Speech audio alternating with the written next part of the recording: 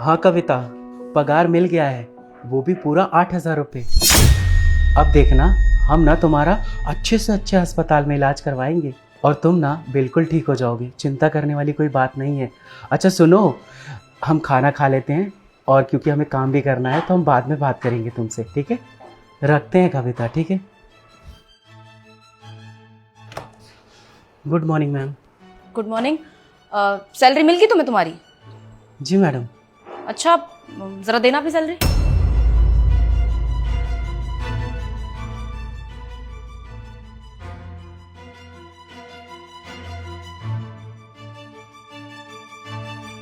ये लीजिए।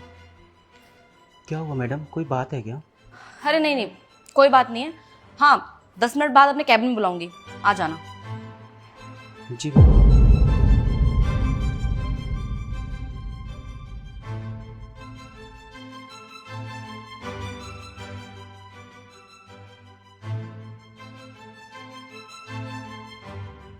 पता नहीं क्या बात है, मैडम सैलरी क्यों ले गई?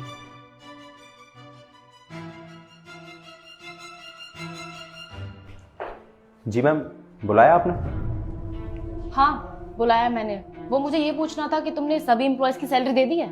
जी मैम, सभी एम्प्लॉयज़ की सैलरी दे दी मैंने। और सिक्योरिटी गार्ड की? हाँ, उनकी भी सैलरी दे दी। जी मैडम। जी गार्ड साहब, क्या हुआ? बड़े परेशान दिख रहे हैं आप। आपकी तबीयत वगैरह तो ठीक है ना?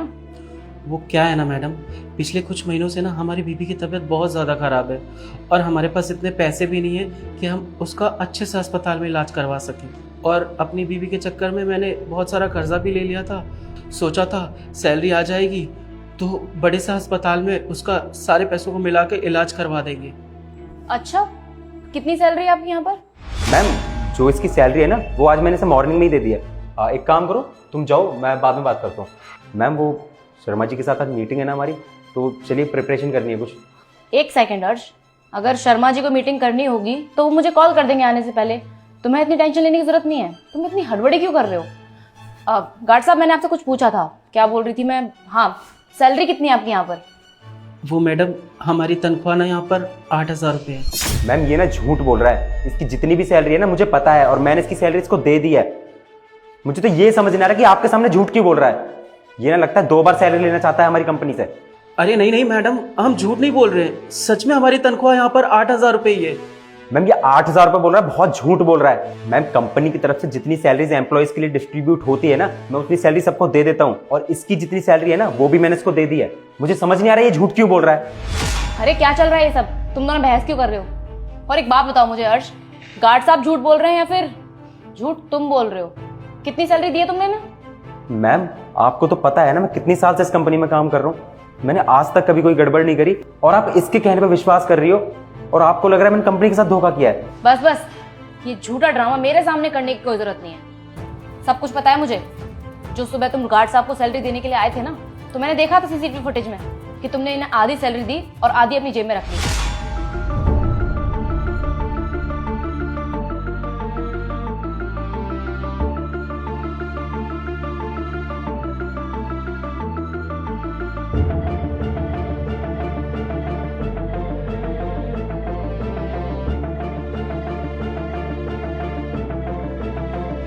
अब तुम मुझे ये बताओ कि ऐसा तुमने क्यों किया, और ऐसा तुम हर बार करते हो या फिर आज ही किया है? देखिए मैम, मैं मानता हूँ कि मैंने इसको आधी सैलरी दी है, पर उसके पीछे भी ना एक रीजन है। मैम, मुझे कैश की जरूरत थी तो मैंने इसको आधी सैलरी दे दी। मैंने सोचा बाकी का पैसा मैं इसके अकाउंट में डाल दूंगा। मैं अकाउंट में डालने ही जा रहा था और यहाँ तक कि मैम, मैंने इससे ना इसकी अकाउंट की डिटेल्स भी मांगी थी, पर इसने मुझे अकाउंट की डिटेल्स ही नहीं दी। अरे नहीं नहीं मैडम साहब, बिल्कुल झूठ बोल रहे हैं। हमने इनको अपना अकाउंट नंबर दिया था। वो क्या है ना, हमारा हर महीने किसान खाते में 2,000 रुपये आता है और वही अकाउंट हमने साहब को दिया था। पता नहीं झूठ क्यों बोल रहे हैं। देखिए मैम, ये ना झूठ बोल रहा है। इसने जो अकाउंट मुझे दिया था ना, वो अकाउंट बंद है, तो उसमें पैसे कैसे जाते मैम? इसलिए मैं इसको हमेशा कैश देता था। बस करो, अब और झूठ बोलने की जरूरत नहीं है। एक तो तुम गरीब इंसान का पैसा मार रहे हो, ऊपर से बेचारे के ऊपर इल्जाम भी लगा रहे हो। तुम्हें इस ऑफिस में क्यों रखा गया है? किस ओहदे के लिए काम करते हो यहाँ पर? तुम 100 से 200 एम्प्लॉयज का ना पैसा देते हो, सबकी सैलरी देते हो, सबकी सैलरी डिस्ट्रीब्यूट करते हो, और ये ना बहुत ट्रस्ट का काम होता है और तुम इसी में भरोसा तोड़ रहे हो हमारा। मेरे पास 100 काम होते हैं, इसलिए मैं सबकी सैलरी नहीं दे सकती, इसीलिए तुम्हें इस कंपनी में रखा गया है। और तुम अगर गरीब लोगों का पैसा मारोगे तो कैसे काम चलेगा? तुम्हें पता है ये कंपनी मैंने कितनी मेहनत से बनाई है। तुम्हारी इस छोटी सी टुच्ची हरकत की वजह से मेरी कंपनी का नाम कितना ज्यादा बदनाम हो सकता है। और एक बात बताओ मुझे, इन बेचारे गरीबों का पैसा मार के तुम कितने अमीर बन जाओगे?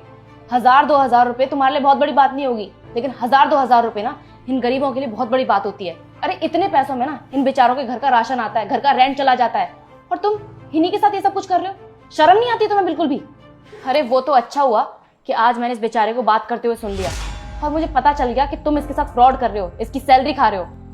अर्श, इस बेचारे को तो यही लग रहा था ना कि इस कंपनी में इसकी सैलरी सिर्फ 8000 रुपए है, बल्कि इसकी सैलरी यहाँ पर 15000 रुपए है।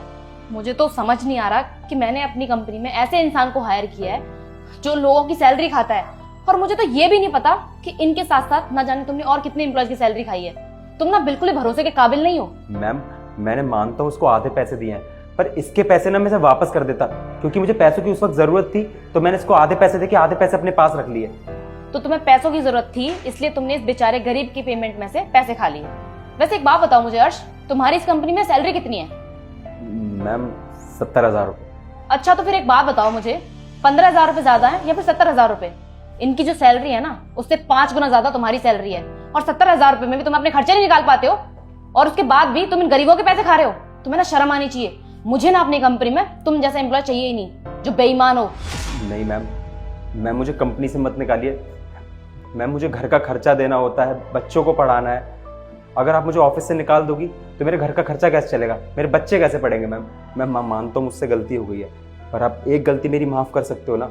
इससे ना एक चीज जरूर समझ में आती है कि भिखारी के हाथ में चाहे सोने का कटोरा क्यों ना रख दो, उसे मांगनी भीखी होती है। खैर, तुमसे बात करके ना मैं अपना फिजूल वक्त और खराब नहीं करना चाहती हूँ। एक काम करो, अपने कैबिन से सारा सामान उठाओ और निकलो यहाँ से। और हाँ, तुम्हारी जो इस मंथ की सैलरी है ना, वो तुम्हें नहीं मिलने वाली, क्योंकि तुमने इन बेचारों का जितना ही पैसा खाया है वो सारा का सारा इन्हें वापस मिलेगा तुम्हारी सैलरी में से। क्या मैम? मैम प्लीज मुझे माफ कर दीजिए मैम, ऐसा मत करिए मेरे साथ मैम, आगे से मैं कभी ये गलती नहीं करूंगा। Shut up! शुक्र करो कि मैं तुम्हारी पुलिस कंप्लेंट नहीं कर रही हूँ, वरना जो हरकत तुमने की है ना, उसके लिए तो तुम्हें जेल ही होनी चाहिए। लेकिन मैम, अब निकलो यहाँ से।